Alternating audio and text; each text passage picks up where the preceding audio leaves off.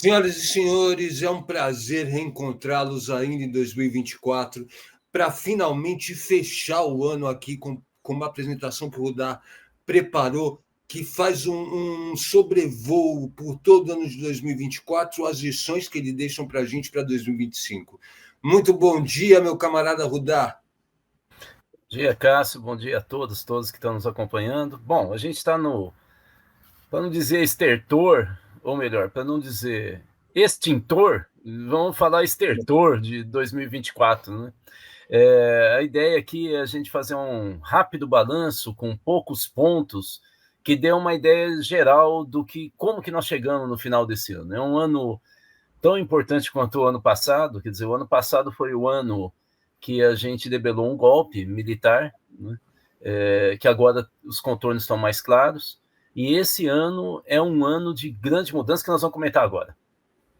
Vamos lá, então. Muito legal, muito bom ter todos vocês. Não posso deixar de pedir para que você compartilhe esse vídeo e faça chegar ao maior número de pessoas possíveis. Vamos dar início à apresentação, um breve balanço de 2024. Vamos lá, Rodar. Vamos lá, vamos para o primeiro, então. Primeira conclusão que a gente pode tirar nesse final de ano, do que foi 2024. 2024 foi o ano que, de uma vez por todas, o Centrão não apenas se tornou uma força política importante, né? E o Centrão no Brasil significa direita, né? Esse nome é um daqueles nomes que a grande imprensa brasileira cria para amenizar algo que é terrível, né? Ele também significa baixo clero, né? O baixo clero é conhecido pela pulverização de verbas públicas, falta de visão nacional, e assim por diante. Ou seja, é um clientelismo muito claro, né?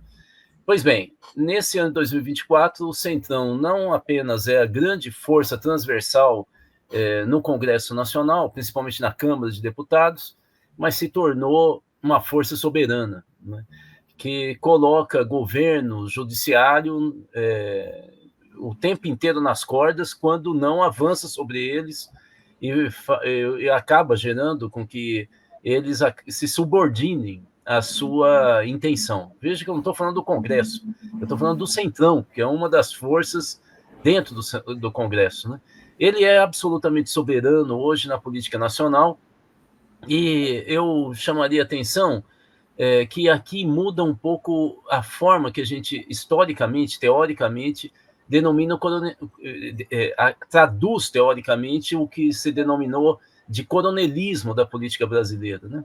O Vitor Nunes Leal, que foi da OAB, foi um grande jurista, ele escreveu um livro extremamente importante para a ciência política brasileira, chamado Coronelismo, Enxada e Voto, que até hoje é uma referência, em que ele dizia basicamente o seguinte: que os donos da terra, quando começam a perceber, já na virada dos anos 20 para os 30, mas nesse período do início do século 20, né, começam a perceber a estruturação do Estado brasileiro, que vem logo após o golpe que implanta a República no Brasil, o golpe militar, e os militares na época tinham uma forte conotação positivista, né, essa ideia do Estado garantidor tal, e unificador do território nacional. Eles começam, então, a se organizar para transformar os trabalhadores e as pessoas que estavam na sua jurisdição econômica e política. Eles receberam o título de coronel pelas mãos do Dom Pedro II, né? Inclusive, tinham forças armadas, né, sob a sua batuta. Quando eles começam a perceber, inclusive, que está se forjando um exército nacional, eles então unificam seus eleitores de base para elegerem deputados. E com isso eles ingressarem no Estado e continuarem mandando na política nacional via seus deputados. Daí que nós vamos denominar de esses deputados como correia de transmissão para alguns, né? Curral eleitoral lá embaixo para outros, tal. Mas o fato é que a força deles se mantém a partir dos currais eleitorais. Pois bem, os deputados federais do Centrão fazem, de certa maneira, o inverso. Eles é que irrigam não os coronéis, mas eles, os parlamentares, que irrigam de obras e dinheiro as bases eleitorais, eles é que definem os prefeitos que vão receber ou não dinheiro.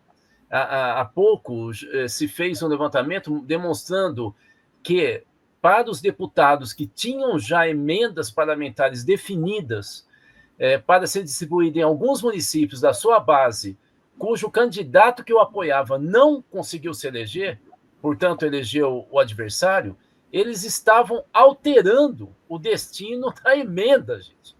O que revela claramente que não há uma preocupação nenhuma com o eleitor, tem uma preocupação em criar um curral eleitoral, o próprio deputado diminuindo a figura do coronel e do poder local. Isso é muito importante. O Centrão se tornou absolutamente soberano em 2024. Vamos para o próximo, Cássio.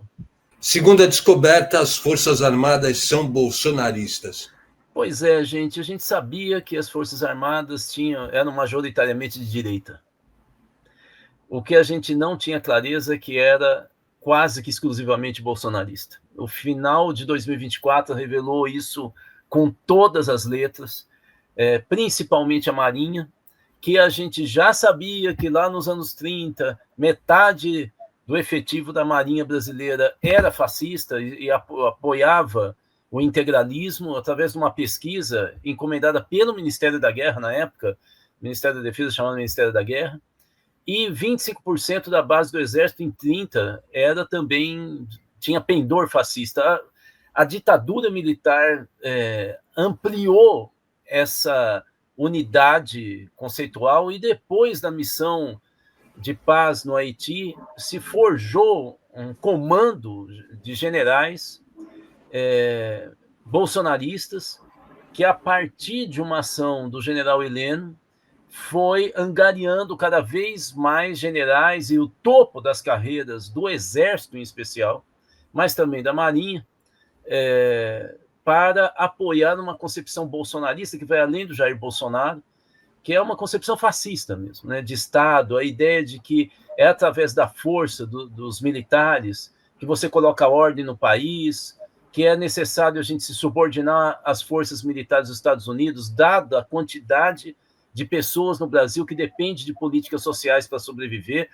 E o general Vilas Boas falou isso num evento muito conhecido antes da posse do Jair Bolsonaro, ou seja, por isso tem que ter apoio externo, porque o país, na visão desses militares bolsonaristas, estaria sempre tendo uma instabilidade política fruto dessa dependência dos recursos de Estado, através das políticas sociais, para as pessoas sobreviverem.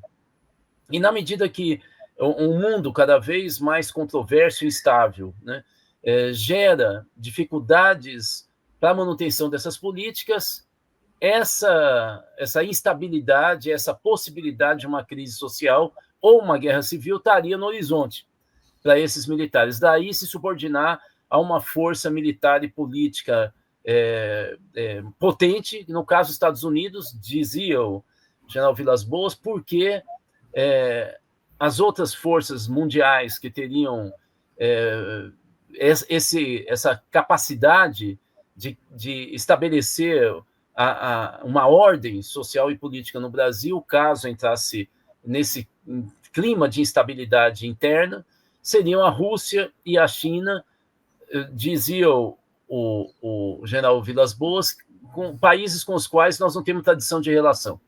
Ele chegava a dizer, Estados Unidos não é uma maravilha, mas pelo menos tem uma ligação histórica com a gente. Essa é a definição do bolsonarismo militar, que da missão do Haiti reconstruiu uma ideologia autoritária, racista, que ficou conhecido no início do século XX no Brasil de haitianismo. Tem artigos, inclusive, publicados naquele período na imprensa brasileira. Haitianismo seria que os negros e pobres, se estivessem muito empoderados, poderiam gerar uma revolução, uma guerra civil.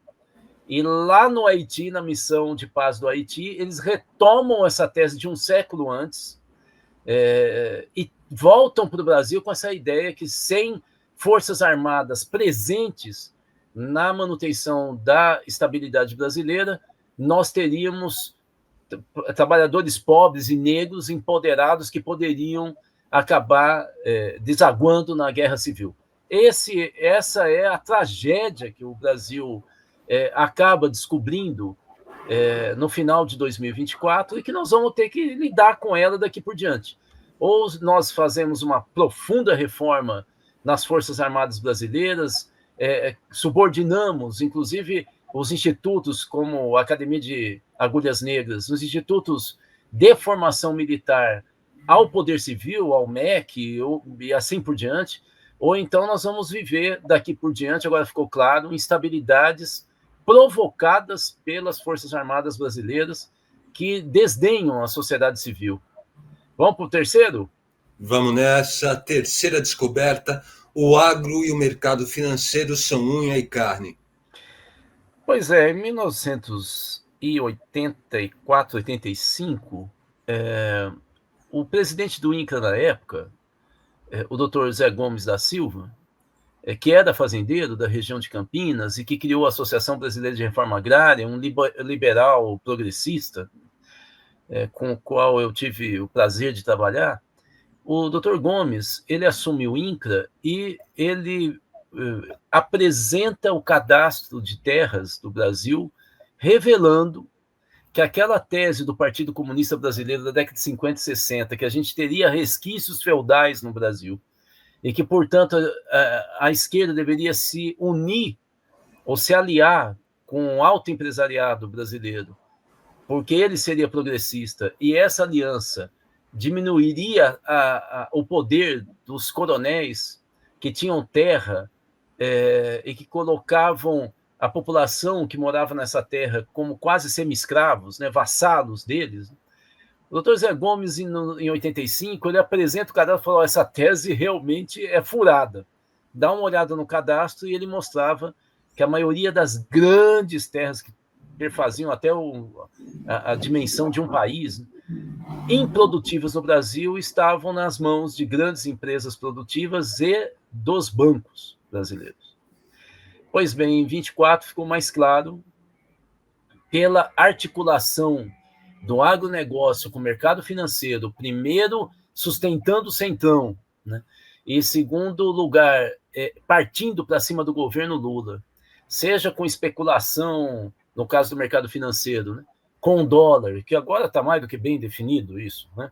Claro que a Globo News, que tem relação com o agronegócio, a Folha de São Paulo, que tem agronegócio, Band News, ou seja, as grandes empresas de comunicação no Brasil têm vínculos umbilicais, né, com o agronegócio, além de projetar um programa extremamente conservador e atrasado, né, contra controle de agrotóxico, em relação à preservação ambiental, né, eles também avançam na especulação do mercado de oferta de produtos, de alimentos e também de dólar, para colocar os governos eleitos democraticamente na parede e eles, através da porta dos fundos, entrarem no Estado para comandarem a política nacional. Isso já tinha sido, de certa maneira, analisado pelo Fernando Henrique Cardoso, quando ele cria o conceito de anéis burocráticos do Estado brasileiro. Esses anéis eram a relação de parte do Estado com setores da elite empresarial brasileira que não precisavam do voto. Eles, através dessas fóruns, arenas de negociação interna, de relação de poder, às vezes muito personalizado com o poder militar, eles conseguiam definir uma agenda nacional de investimentos e fomento. A Rede Globo, na verdade, ela se estabelece como uma grande empresa nacional através de financiamento dos militares via Caixa Econômica Federal, que trouxe, inclusive, uma grande empresa internacional para o Brasil para orientar como é que tinha que ser o equipamento, como deveria filmar, como que era a qualidade de produção e assim por diante, né? Então, agora, em 2024, nós demos mais um passo para interpretar a elite brasileira e ficou muito claro que é uma total articulação do agronegócio com o mercado financeiro, que ambos são de direita, e tem, portanto, uma relação com o Centrão, que isso já era sabido, mas que estão tentando instigar o tempo inteiro o governo Lula para ele ficar de joelhos. Vamos para o próximo. Quarta descoberta, o lulismo aderna à direita. Bom, dessa vez, o lulismo se sentiu ou obrigado ou fortalecido o suficiente para declarar publicamente que o partido tem que ir ao centro, centro-direita. E não foram poucos os parlamentares e dirigentes que passaram a falar que essa é uma necessidade. De certa maneira, o futuro presidente do PT, escolhido pelo Lula, o Edinho, ex-prefeito de Araraquara, ainda prefeito, né? Ele deixa o cargo no dia 1º de janeiro. Esboçou isso, o deputado Reginaldo Lopes, de Minas Gerais, esboçou essa ideia. O próprio Quaquá, que é bem conhecido, um petista bolsonarista, né? Formulou essa ideia. Né?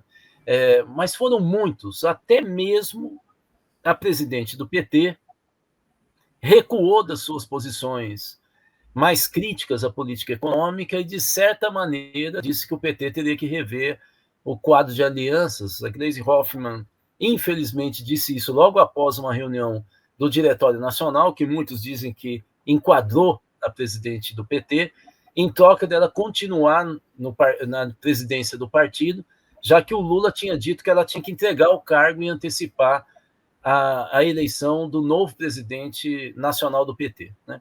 Então, hoje, nós já sabemos que há essa movimentação, e aí, obviamente, que essa movimentação, empurrada pelo Lula e pelo lulismo, já está gerando os primeiros rachas, inclusive no PT.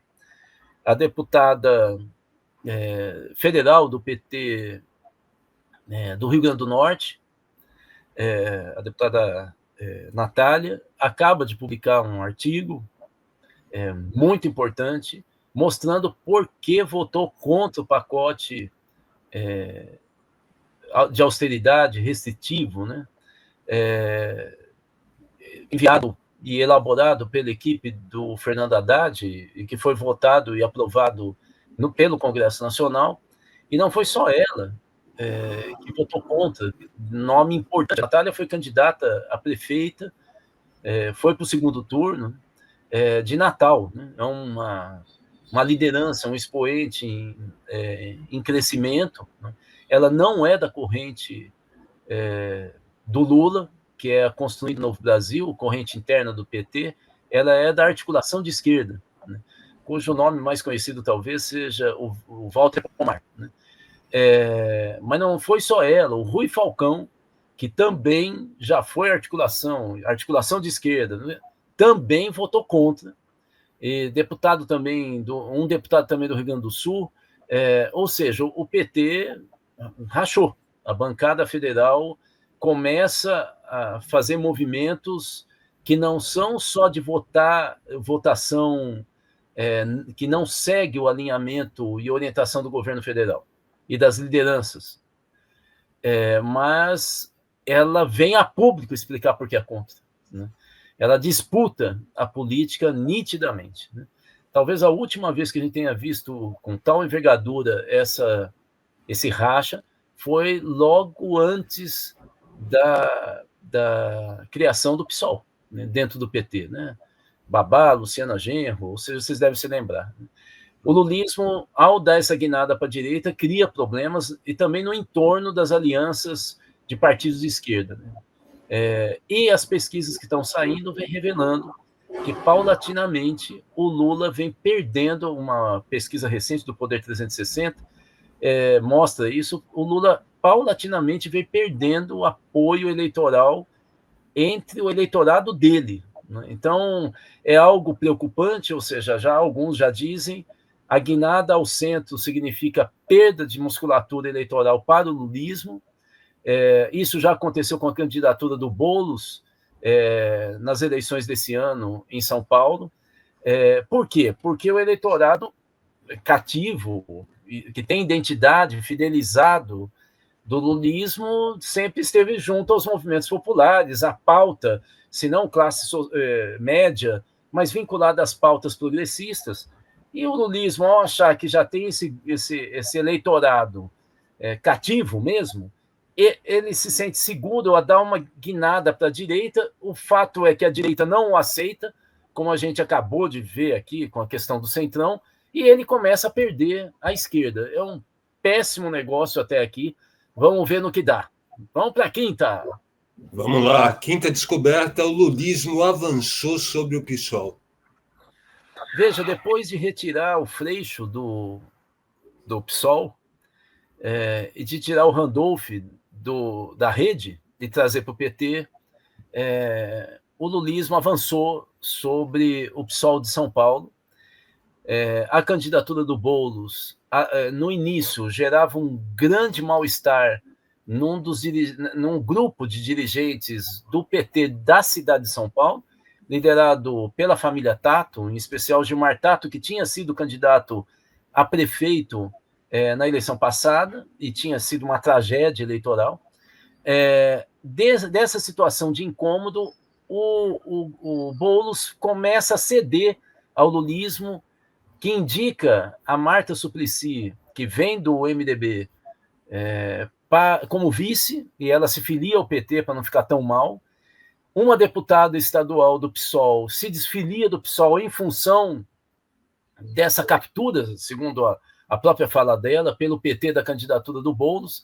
Há um mal-estar violentíssimo entre as lideranças populares, petistas, psolistas e de esquerda da periferia da Zona Leste e Zona Sul de São Paulo, e ele acaba perdendo essas duas regiões, principalmente no segundo turno, e fica apenas com a área de classe média, que é a Zona Oeste, em especial Pinheiros, da cidade de São Paulo. Então, o PSOL vai ter que reorganizar e catar os caquinhos, e a situação é tão delicada que o Boulos teve que vir a público nesse final do ano e dizer: eu não vou para o PT, porque todos acreditam que ele vai para o PT, ele só não vai porque ele não ganhou eleição, e aí ele seria mais um no PT de São Paulo.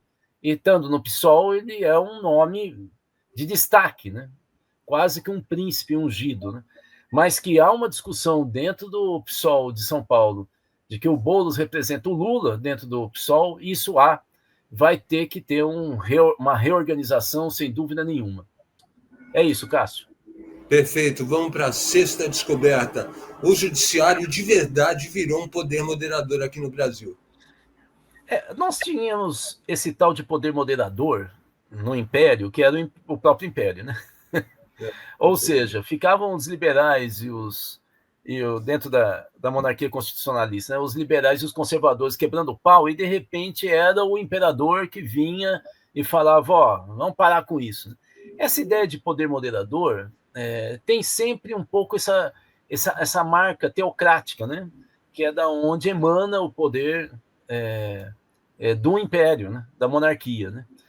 Aqui no Brasil, os militares, as Forças Armadas querem interpretar que o artigo 142 da Constituição daria essa condição de poder moderador, que não é verdade. Eles provocaram tanto que eu acho que vão mudar esse artigo, deixar uma redação mais clara em relação a isso, né? Se brincar, eles perdem até a capacidade de ser uma força que tem possibilidade de intervenção nacional a partir da deliberação dos civis, né, do poder civil. Nem isso, talvez, se brincar, tira da Constituição. Mas quem apareceu como poder moderador de fato em 2024 foi o Judiciário, em especial o STF, mas não só. Então, nós tivemos, nesse ano 2024, vários ministros. Inicialmente era Alexandre de Moraes, depois veio o Flávio Dino, mas assim, nós tivemos vários ministros, até o ministro Barroso, né, que é um ativista, talvez até por isso, né, jurídico, né, ele acha que o judiciário tem que intervir na ausência de deliberação do Legislativo e do Executivo nacionais, né, federais. Vários ministros passaram a dar pito no parlamento, como é o caso da emenda parlamentar. Flávio Dino acaba, no final desse ano, vetando metade, mais ou menos, das emendas liberadas pelo governo federal, falando: não tem transparência, acabou. Ele vetou 4 bilhões, né, de liberação de emendas agora no final do ano, mas nós tivemos gente dando pito no próprio governo federal. O próprio Flávio Dino deu um pito na questão ambiental, não é? Os pitos nos militares, Alexandre de Moraes e vários outros, né? E dessa vez unificados, né, contra os pendores golpistas dos militares no Brasil. Então, assim, o judiciário virou um poder moderador na medida em que o governo federal é cada vez mais ameno, e, segundo a Folha, não tem um marco nítido como era no Lula 1, Lula 2. Esse Lula 3 não tem uma identidade, uma imagem clara, né? E o nosso legislativo é isso que eu falei, o centrão totalmente soberano que pulveriza as verbas e não tem um projeto nacional muito claro, né? O judiciário, você quer estudar para onde vai o Brasil, estude o judiciário. Sétima descoberta: o brasileiro está em modo avião. Essa é boa, Rudá. Tudo isso poderia ser diferente se nós, cidadãos brasileiros, não fôssemos tão frouxos. Essa que é a verdade. Nós viramos uma nação frouxa. A gente só nem sai mais na rua pelo desespero. O que vem acontecendo no Brasil já é motivo para muita reação, mas não tem. O fato é que nós parece que vivemos pelo modo avião. O modo avião, você sabe, é quando a gente pega o celular e desconecta das redes, né? E da internet, e a gente fica sem notícia, não sabemos o que está acontecendo fora do avião. É um pouco isso que está acontecendo, eu acho, no Brasil. Os brasileiros estão um pouco se lixando do que acontece nacionalmente, né? Pouco se acha que a briga na política é uma briga de compadre e comadre. Então, assim, não tem nada a ver com isso. E as pesquisas nacionais vão todas convergindo nos últimos 10 anos, demonstrando que a maioria dos brasileiros acredita que ele, pelo seu próprio esforço, se resolve. Não se resolve, tanto é verdade que você vê que não melhorou a condição real do brasileiro. Ele precisa da política de Estado, e não só ele, os empresários brasileiros também necessitam do Estado, mas virou uma ideologia que um autor que eu gosto muito chamou de ideologia da intimidade. Eu só acredito em mim e num grupo que está pertinho de mim, um grupo social íntimo. O resto que se dane. Infelizmente, com isso, essa atrapalhada toda que entre as elites, ela vai continuar. Muito bem, fim da história de 2024. Não sabemos o que o futuro nos reserva. Dá para brincar de mandinar aqui, Rudá? Pois é, o problema é esse, né? Vocês estão vendo ali a ilustração, a cena clássica do Ilaná Vivá. A questão é que nós não sabemos para onde que nós vamos. E basicamente não sabemos porque nós não sabemos até onde vai essa sanha das elites econômicas, principalmente brasileiras, que tentam colocar o governo Lula no bolso de qualquer maneira, independente, e que, portanto, revelam um total desrespeito ao voto, né? A intenção da maioria dos brasileiros que não estão vinculados ao agronegócio nem ao mercado financeiro. Assim, eles não sabem fazer a sua parte e querem que o governo eleito faça não o que o eleitor quer, mas o que eles querem. Nós não sabemos, portanto, até onde vai essa sana, né? E na medida que eles sentirem que os militares se tornarão revoltados, porque o julgamento do Bolsonaro deve ocorrer entre março e outubro, e isso vai gerar agitação, não tenho dúvida, principalmente no ataque à primeira turma do STF, que vai julgar Bolsonaro, onde estão, além de Alexandre de Moraes, Zanin, que foi advogado do Lula, e o Flávio Dino, ex-ministro da Justiça do governo Lula. Então, assim, eles vão atacar os três, não tenha dúvida, dos 5 que vão votar, 3. E aí pode ser que o agronegócio e o mercado financeiro façam das suas, esses meninos rebeldes, né? E tentem criar aquela bagunça que virou o Brasil a partir de 2015, no bojo da Operação Lava Jato, que foi uma grande política de caça às bruxas, foi um momento muito difícil para o Brasil, né? E que durou praticamente 10 anos para ser desmontado tudo a bagunça que eles fizeram. Eu acho que eles estão buscando construir algo similar, né? Vamos ver o que vai acontecer em 2025, 2026. E, finalmente, como a população está nesse modo minimalista, nós não há possibilidade da gente ter clareza se vai ter algum tipo de reação, né, social, popular. Então, é nisso que nós estamos vivendo, Cássio. Muito bem, Rudá. E o certo é que em 2025 o Instituto Cultiva vai estar aqui para trazer para você as melhores análises, para trazer para você o que realmente é importante e o que vai mudar a tua vida. Rudá, muito obrigado, um feliz 2025 para a gente, um feliz 2025 para todo mundo que está aqui com a gente, e vamos começar uma luta agora, que é a luta para 2026, né? E lembrar que a Cultiva vai estar com essa programação a partir de dezembro, janeiro, com mais força. Nós vamos ter, logo em seguida, já em 2025, a análise que eu vou fazer, né? Rudá Analisa, né? Nesse formato que vocês estão vendo aqui, vai ter Fala Rudá, que é quando vocês enviam as suas perguntas no chat ou por outros meios, e nós vamos, então, estar respondendo, numa live específica, as dúvidas de quem nos segue, não é? Nós vamos ter várias outras, digamos assim, gravações, videocasts, vão fazer uma superprodução em estúdio e algumas lives ao vivo, para que a gente continue tendo contato com vocês, mesmo porque nós terminamos o ano com uma live em domingo com 2.000 pessoas, né, ao vivo, né? O que nos animou muito, né? E mostra que o trabalho sério acaba colhendo, né? É isso, gente, vamos estar junto, e aí nós vamos contando pouco a pouco as novidades da Cultiva em 2025. Grande 2025 para todos nós. É isso, um beijo para todo mundo, um grande ano novo e vamos junto.